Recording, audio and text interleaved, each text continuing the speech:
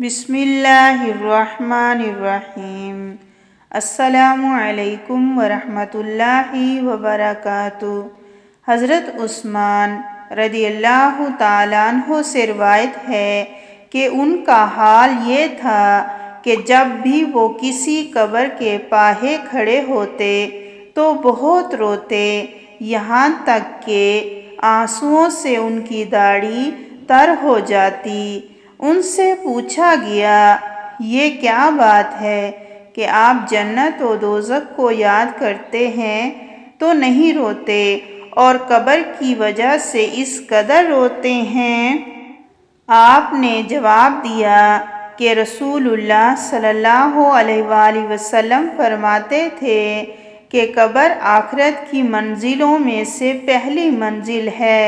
پس اگر بندہ اس سے نجات پا گیا تو آگے کی منزلیں اس سے زیادہ آسان ہیں، اور اگر قبر کی منزل سے بندہ نجات نہ پا سکا تو اس کے بعد کی منزلیں اس سے اور زیادہ سخت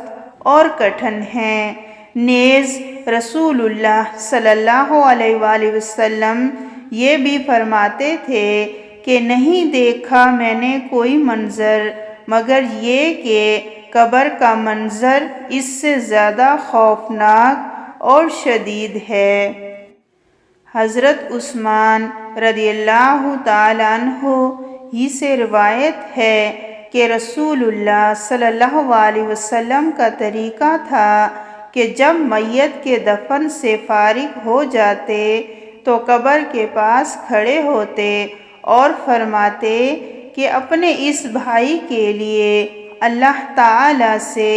مغفرت کی دعا کرو، اور یہ بھی استدعا کرو کہ اللہ تعالیٰ اس کو سوالوں کے جواب میں ثابت قدم رکھے، کیونکہ اس وقت اس سے پوچھ گچھ ہوگی۔